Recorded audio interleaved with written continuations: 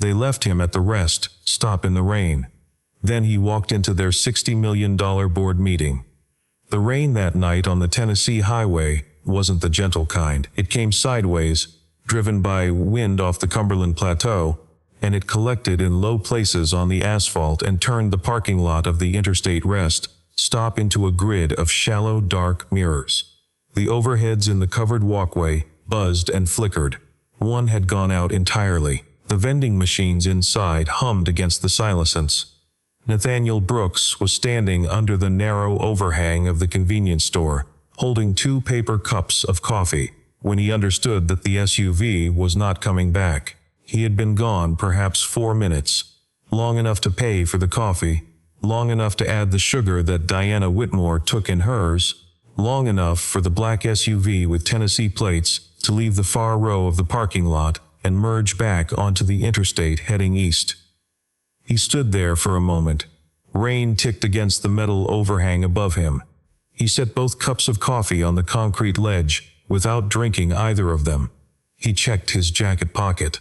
His phone had been in the front console of the vehicle, plugged into the charger, which was where Diana had suggested he leave it, so it would be fully charged for the morning. His wallet was in his overnight bag, which was in the cargo area of the SUV. He had his jacket, the clothes on his back, his watch, 73 cents that had come back with his change, and in the interior breast pocket of his jacket, folded within a waterproof nylon sleeve, a black folder approximately 1 inch thick that contained a document summary he had been compiling for 9 months. They had not thought to ask about the folder. He looked at the road where the SUV had been. He looked at the rain. A young woman behind the register watched him through the plate glass, with the expression of someone who isn't certain whether to say anything. He came back inside. "Excuse me," he said. "How far is Nashville?" She looked at her screen. "About 90 miles. What's the nearest town in this direction?" "Hartsville's about 8 miles. He nodded. He looked at the dark outside. "Is there bus service from Hartsville to Nashville?" She hesitated. "Morning bus, 6:20. He thanked her. He went back outside and stood at the edge of the overhang and looked at the road. He did not yell. He did not curse the SUV's direction of travel. He did not call for help, because there was no one to call and no device to call them with. He pulled his jacket collar up, stepped out into the rain, and started walking. This is the story of Nathaniel Brooks, a man his wife's family left at a rest stop on a Tuesday night in October because they believed he was someone who could be discarded in the dark without consequence. They had miscalculated, as people who confuse composure for weakness tend to do. But the story of what happened to the Whitmore family's $60 million real estate deal begins much earlier than a rainy rest stop. It begins with a woman named Grace. Grace Whitmore had grown up in the family that bore her name, which meant she had grown up with money, with expectations, and with a particular kind of discomfort that she had spent most of her adult life trying to honestly confront. She was the youngest of the Whitmore children, and the only one who seemed genuinely troubled by the distance between what her family said the Whitmore Community Trust was for, and what it actually did. The trust had been established by her grandfather in the 1970s as a charitable vehicle for preserving affordable housing and community services in the Mid-Tennessee corridor. On paper, it still held that mandate. In practice, the family had for years been managing it like a legacy asset, attending to the optics of charitable activity while allowing the actual operations to drift toward whatever served the family's interests most directly. Grace met Nathaniel Brooks at a nonprofit housing conference in Memphis. He was presenting data on the displacement patterns that followed urban redevelopment projects when charitable land trusts sold or transferred control of their properties. She was in the audience because her family had sent her as a representative, and she sat and listened for 30 minutes and felt something shift quietly in her chest. They were married 2 years later. Her family was polite about it. They had never been more than polite. Nathaniel came from Memphis, from a neighborhood that had experienced precisely the kind of displacement he studied. His mother, Cecile, had worked as a bookkeeper for the same church for 25 years. She had taught him to read a ledger before he could drive, not because she expected him to go into finance, but because she believed that numbers told a story that words could be used to obscure, and that knowing how to read numbers was a form of self-protection. He became a nonprofit compliance auditor. His specialty was operational accountability, looking at how money moved through charitable organizations, whether it served the populations it was designated to serve, and whether the organization's stated missions matched their actual spending patterns. It was not glamorous work. It was, however, effective, and the organizations that hired him were generally organizations that genuinely wanted to know if something was wrong. The Whitmore Community Trust had not hired him. He had simply married into proximity to it, and he had, after several years, learned things about it that Grace had asked him to help her understand. What they found, working through the financial records that Grace had access to as a family member, was not dramatic by the standards of financial fraud. It was the quieter kind of wrongdoing, the kind that hides in the gap between intent and execution, between mission statement and check register. The trust held, among its properties, a parcel of land in the Hartsville corridor that included 2 blocks of community housing, a workforce development center, and a neighborhood health clinic.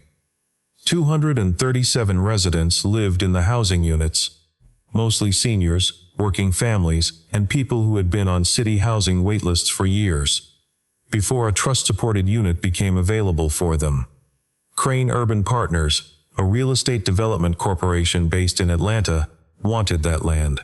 What Crane called urban revitalization involved demolishing the existing structures and constructing a mixed-use development that would include market-rate housing, retail, and, in a gesture toward the Trust's charitable mandate, a small percentage of affordable units, priced at levels that the current residents could not actually afford. Diana and Tyler Whitmore had been in discussions with Russell Crane for over a year. The discussions had not been disclosed to the full board of the trust. The maintenance and structural reports that had been prepared to justify selling the property had been, as Nathaniel had documented across 9 months, substantially inaccurate. Maintenance costs had been inflated. Structural deterioration had been exaggerated. A reserve fund designated for repairs to the housing units had been identified in the documentation, but not disclosed to the board as available capital for renovation. Several letters from current tenants requesting repairs had been routed to a subfolder that was not part of the regular board materials. If the board voted to approve the sale at Thursday's meeting, 237 people would begin receiving displacement notices before the end of the month. Nathaniel had an appointment to address the board at 9 o'clock Thursday morning. This was why the family had suggested he leave his phone in the car for charging. This was why Tyler had offered to buy the coffee. This was why Nathaniel was standing in the rain on a roadside in Tennessee at 11:15 at night, with 90 miles between himself and the meeting. He knew all of this as he walked. He was not surprised. He was cold, and he was wet, and his dress shoes were not made for 8 miles of roadside walking, but he was not surprised. He had understood, for some time, the shape of what the Whitmore family thought of him. A man who had come into their orbit through Grace, who had stayed after Grace died because of a promise he had made to her, and who had continued to be present in their proceedings because he was inconveniently persistent and inconveniently correct. He did not hate them for what they had done tonight. He was too focused on what came next. The first car to pass without stopping was a sedan, then a pickup, then another pickup. The rain made his jacket heavy, and the road was 2-lane without a shoulder worth calling a shoulder, and he walked facing traffic on the left side, and tried not to think about his shoes. After perhaps 40 minutes, a truck pulled over. The driver was a man in his late 50s named Hank Miller, who drove a refrigerated delivery route 3 nights a week, and had stopped because he had seen what appeared to be a man in a suit jacket walking in the rain on a county road, and had concluded that whatever that story was, It was not one a person ought to be left alone with. Hank did not ask many questions. He offered a canvas work jacket from behind the seat, which was dry, and drove Nathaniel the 8 miles to Hartsville, without requiring an explanation that Nathaniel was not prepared to give in full. Before dropping him at the intersection near the diner on the main road, Hank reached into the glove compartment and removed a disposable camera, the kind with a built-in flash, not much more than a cardboard box with a lens. "I take pictures of routes sometimes," Hank said. "Trucks in snow, interesting overpasses. Just a habit."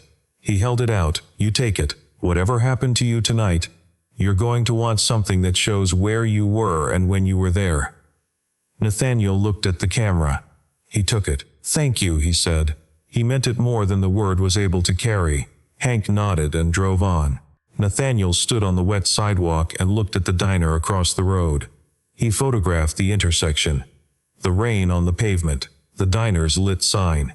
He would later explain to the board, in careful and precise terms, why each photograph mattered. But at that moment, standing in a borrowed work jacket in a town he had never been to, what the camera meant was simpler than that.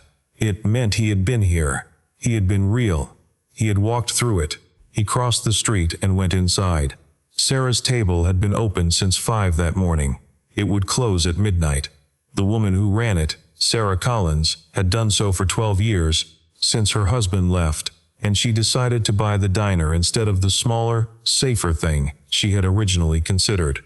She watched Nathaniel come in. She had been watching people come through that door for 12 years, and she had learned to read them. This one was wet and tired, and holding a disposable camera. His shoes were city shoes worn to ruin. His jacket was too large for him and smelled of refrigerated air, and underneath all of that, he had the look of someone running towards something, not away from it. She put coffee in front of him before he asked. He looked at the counter. "I don't have any money with me," he said. "I lost my wallet with my bag." "We'll sort that," Sarah said. He looked at her. "You can use the phone," she said. "Landline's on the counter. Old-fashioned, but it works." Nathaniel called Eleanor Grant. Eleanor was a housing attorney who had been representing a coalition of Whitmore Trust tenants for the past 14 months. She had been building an emergency motion to present to the board if the vote moved forward without adequate disclosure. When she heard Nathaniel's voice, followed by the explanation of where he was calling from, she went quiet for a moment in the particular way of someone reorganizing what they had believed to be impossible. "They left you at a rest stop," she said. "Yes." "Tonight, the night before the board meeting?" "Yes." Another silence. Then, "Nathaniel, are you injured?" "No." "Do you have the documentation?" He touched the breast pocket of his jacket. "I have it." "Then you need to be here by 9. If you can't make it, I file the emergency motion and we delay the vote. But your testimony in the room is worth more than a filing." "I'll be there," he said. He photographed the diner sign outside through the window, the clock on the wall at 9:42, and the landline phone on the counter. He thanked Sarah Collins and asked her to please preserve whatever the security camera had recorded of the evening. She wrote the time on a paper napkin and set it next to the coffee. "It's all backed up," she said. "Has been for years. I've been through enough to know you keep records." Nathaniel drank 2 cups of coffee. Sarah brought him a plate of food, something warm and substantial, and told him she didn't want to hear about money until he was back on his feet. He ate because he understood that what was in front of him required him to be functional, and he allowed himself for a short time to simply be a person in a warm room, eating food and breathing. Then he took the photograph of the clock, folded the napkin receipt into his pocket beside the folder, and asked where he could find a motel. Ruth Parker had operated the Cardinal Motel for 19 years. She was 62, and had become, over the course of those years, a reliable reader of the difference between people who were in trouble they had caused, and people who were in trouble that had been visited upon them. She gave Nathaniel a room at the end of the row. She wrote the time he arrived in the guest book in her own hand. She gave him a paper road map and a small pad of notepaper and 2 ballpoint pens and, when he explained what he needed to do in the morning, She also gave him access to the printer behind the front desk, which was plugged in and working, and which she said he was welcome to use as much as he needed. In the room, Nathaniel removed the black folder from his jacket and spread its contents on the bed. He organized what he had into presentation order: the falsified maintenance reports, the suppressed reserve fund disclosures, the routing of tenant complaint letters, the email thread between Tyler Whitmore and Russell Crane discussing the board vote timeline, a document in Tyler's name that described the current residence as a transitional occupancy burden pending redevelopment, a budget projection for the post-sale development that made no provision for the relocation of displaced residents beyond a 3-month transition subsidy. He wrote a 4-page summary in longhand on the motel notepad, printed it twice using Ruth's printer, added both copies to the folder. Then he photographed the room, the motel key with its plastic fob, the map unfolded on the bed with Nashville circled, the folder closed and set on the night table. He had 7 hours before the first bus. He set the alarm on the motel clock, turned off the light and slept. In Nashville, the Whitmore family was at dinner. Tyler had ordered a bottle of wine he described as celebratory, which was premature, but which no one corrected him on. Diana had prepared her remarks for the morning's board session. Mark Whitmore sat quietly at the end of the table and ate his food and said little. He knew what they had done, and he believed it was an error of method, even if not of intent. And he had learned over the years that saying so changed nothing in his family, and so he said nothing. Brooke had drafted a statement to be released if Nathaniel's name came up in any questions following the vote. The statement described Nathaniel as a valued member of the extended family, who had been experiencing significant grief following his wife's death, and who had chosen, on the advice of family, to step back from his involvement in the trust proceedings for his own well-being. The statement did not mention a rest stop, or rain, or a Tuesday night in October. Russell Crane, who was staying in the same hotel 2 floors above, had reviewed the vote timeline and confirmed with his legal team that absent an emergency filing or the direct testimony of a disruptive party, the vote would proceed and the sale would move to execution within the week. He felt confident. He ordered dessert. He did not know about the folder on the night table at the Cardinal Motel. He did not know about the disposable camera with its 12 remaining exposures. He did not know about the diner receipt or the guestbook entry in Ruth Parker's handwriting, or the phone call that had reached Eleanor Grant at 9:42 on a Tuesday night. He had eaten a good dinner in a warm hotel. 90 miles away, Nathaniel Brooks slept for 6 hours with his alarm set and the folder on the table beside him. At 5:40 in the morning, he rose, dressed, and walked to the bus stop. The bus arrived in Nashville at 8:35. Nathaniel walked from the station to the hotel, where the board meeting was being held. It was a mile and a half. His shoes were not better than they had been the night before. He walked anyway. The hotel was glass and marble, in the way of buildings that want you to understand something about the people who conduct business inside them. In the lobby, a man at the security desk looked at Nathaniel. Wet street shoes, a canvas work jacket that wasn't his, a black folder in his hand, eyes that had been awake and working for the better part of 20 hours, and said that deliveries came in through the service entrance. Nathaniel looked at him. "I have a 9 o'clock with the Whitmore Trust Board of Directors," he said. "Your name?" "Nathaniel Brooks." The man checked the list. Nathaniel saw the slight pause as the name registered but produced a conflicted result. Perhaps there was a note beside it, perhaps not, and before the man could make a decision, Eleanor Grant was coming across the lobby. She stopped in front of him and looked at him the way people look when something they hoped was true turns out to be. "You made it," she said. "I said I would." She handed him a visitor's badge and walked him to the elevator. In the elevator, she told him she had arrived at 7 to speak with the 2 board members she trusted most. She had shown them enough of what Nathaniel had sent her over the preceding weeks that they were prepared to listen and prepared to push back on the vote if what came out in the meeting warranted it. She had also, quietly, Alerted a journalist who covered nonprofit accountability, not to run a story, not yet, but to be available. "What is your condition?" she asked. "Functional," he said. "Can you speak for 20 minutes, clearly and calmly?" "Yes." "Then you don't need anything else right now." The elevator opened. Nathaniel walked into the boardroom. Diana Whitmore was at the head of the table, mid-sentence, explaining that her son-in-law Nathaniel had been experiencing an extended period of difficulty since his wife's passing, and had, with family support, decided not to attend today's proceedings. She was saying this with the tone of someone describing a regrettable but settled matter. When the door opened, the room turned. Nathaniel walked to the table. He set the folder down. He said, "I apologize for being late. The family left me at a rest stop in Tennessee last night, and I had to find my own way here." The silence in the room was complete. Tyler made a sound that was not quite a word. Nathaniel did not look at any of them. He looked at the board members, the 5 people sitting on the far side of the table who were not Whitmore's or Crane employees. "I have documentation," he said, "regarding the proposed sale of the Hartsville corridor properties. I'd like to present it." He spoke for 22 minutes. He spoke without notes, though he placed specific documents on the table for reference as each point required it. His voice was even. He did not editorialize or ascribe motive where the documents spoke for themselves.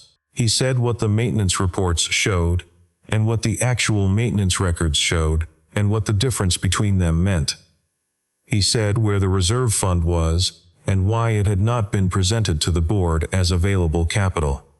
He said what the phrase transitional occupancy burden appeared to mean in practice for the 237 people to whom it referred. Diana said, twice, that the documents were unverified. Eleanor placed the verification summary from the Tenant Coalition's independent review on the table. Tyler said that Nathaniel had a personal stake in obstructing the family's business decisions and could not be regarded as a neutral party. Nathaniel placed the black folder's final document on the table. It was a handwritten note on a single piece of paper, slightly water-damaged at one corner, in a script he recognized as Grace's. "This is a note my wife wrote approximately 8 months before she died," he said. "She asked me to make sure the trust continued to be used for the purpose her grandfather intended. I promised her I would. I am not here as a personal matter. I am here because 237 people have no other representative at this table." The board member who had been on the trust the longest, a woman in her late 60s named Martha Good, who had served on the board for 19 years, and who had, over that time, watched the Whitmore family gradually reframe the trust's mission in terms that were nominally charitable and functionally self-serving, put down her pen. She looked at Nathaniel. "You walked from a rest stop in Tennessee to get to this meeting," she said. "It was not precisely a question." "I took a bus for the last 90 miles, he said. "I walked the first 8. Martha Good turned to Diana Whitmore. "I'd like to call for a postponement of the vote," she said, "pending an independent review of the documentation presented today." 2 other board members immediately seconded. Diana said that this was procedurally irregular. Martha said that proceeding with a vote while documentation of potential material misrepresentation was on the table was irregular in a different and more serious way. Russell Crane, who had sat at the far end of the table throughout, with the expression of a man watching a runway approach that is not going where he expected, gathered his papers. He said nothing as he left. He did not need to. The math was clear. The independent review took 6 weeks. What it found confirmed what Nathaniel had presented and extended it. The maintenance cost inflation was documented at 42% above actual expenditure. The reserve fund had been available for renovation and had not been disclosed. The routing of tenant complaints had been systematic. Tyler Whitmore's company had received a consulting fee from Crane Urban Partners in the months preceding the proposed vote, which had not been disclosed to the board. Diana Whitmore was removed as chair of the trust board by a formal board resolution. The resolution passed 5-2. Tyler Whitmore was referred to the State Attorney General's office for review of the undisclosed consulting arrangement. The referral did not immediately result in charges, but the file was open. Russell Crane withdrew the Hartsville proposal formally, citing changed conditions. He did not comment further. The reserve fund, the one that had sat undisclosed in the maintenance sub-account while the Whitmore family presented the properties as too deteriorated to save, was released for its intended purpose. The renovation of the Hartsville housing units began in January. The Workforce Development Center installed a new HVAC system. The health clinic's roof was repaired. 237 people received letters confirming their housing was secure and their tenancy protected. Martha Good, newly appointed as interim chair, sent one of those letters to Eleanor Grant's office, with a note attached. The note said, "Make sure Nathaniel Brooks sees this." On a Wednesday afternoon in early spring, Nathaniel returned to the Cardinal Motel in Hartsville. He brought Ruth Parker a check for the room, plus a second check designated for Ruth's use, however she saw fit. She had helped him when he had nothing, and he intended to honor that honestly. Ruth told him the first check was more than the room had cost. He told her he was aware of that. He stopped at Sarah's table. The diner was mid-afternoon quiet, 3 customers at the counter, the smell of coffee, and something baking.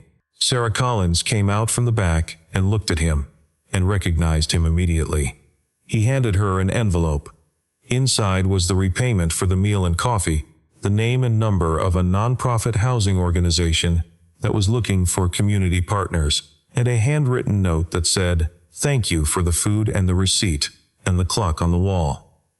Sarah read the note. She went to the window where she kept things that mattered, and added it to the collection there, beside a photograph of her children and a small painting someone had left her in exchange for a meal. He drove north on the 2-lane road. He slowed when he reached the rest stop. It was a clear day. The overheads were working. The lot was nearly empty. He pulled in and sat in the car for a moment, and he thought about what had happened here, and he thought about what it had cost, and he thought about the 237 letters. Eleanor Grant was in the passenger seat. She had been quiet while he drove. "Do you want to go in?" she asked. "No," he said. "I just wanted to see it in daylight." He sat there a moment longer. "They thought they were taking your voice," Eleanor said. "They thought they were taking my phone," Nathaniel said. The voice was somewhere else. He took the disposable camera from his jacket pocket. He had developed the photographs weeks ago, but he had kept the camera. He set it on the dashboard. He took one more photograph of the rest stop in daylight. Ordinary, unremarkable. A covered walkway and a convenience store and a lot that had been full of rain. Then he put the car in drive and pulled back onto the highway. There was a board meeting in Nashville the following week. He had been appointed as a non-voting community advisor to the reconstituted trust board, a role created specifically to ensure that the population served by the trust had a consistent, informed presence in the room where decisions were made. It was not a powerful title. Nathaniel understood that. But he had learned, from 9 months of work and one very long night, that what mattered in a room was not the title you arrived with. It was whether you had done the work, whether you had kept the records, and whether, when the moment came, you were present and prepared. He had been all 3. The rest stop was behind him. The road was ahead. And in a motel guest book, on a shelf in Hartsville, Tennessee, in Ruth Parker's careful handwriting, the record would always show that on a Tuesday night in October, a man had arrived out of the rain on his own, and had been present the next morning where he had said he would be. Some people confuse composure for weakness. They see a man who does not react dramatically to being left in the dark, and they believe he has accepted his position. What they cannot see, and what people like Nathaniel have learned, over years of being underestimated not to explain, is that composure, in people who have worked hard, and kept records, and made promises to the ones they love, is not the absence of response. It is the refusal to waste energy on anything other than the next necessary step.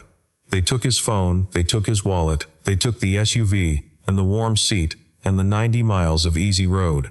They left behind the folder, and the man who had spent 9 months filling it, and the legs that had carried him 8 miles in the rain to a bus stop. They bet $10,000 he couldn't last 24 hours. He arrived 12 minutes before the vote, and every mile he had walked was in the room with him when he opened the folder and told the truth.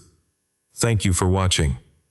This channel is no longer supported by ads, and these stories continue because people believe they matter. Patreon is a quiet way to support the work with early access, story previews, and small moments of input before each tale is fully told.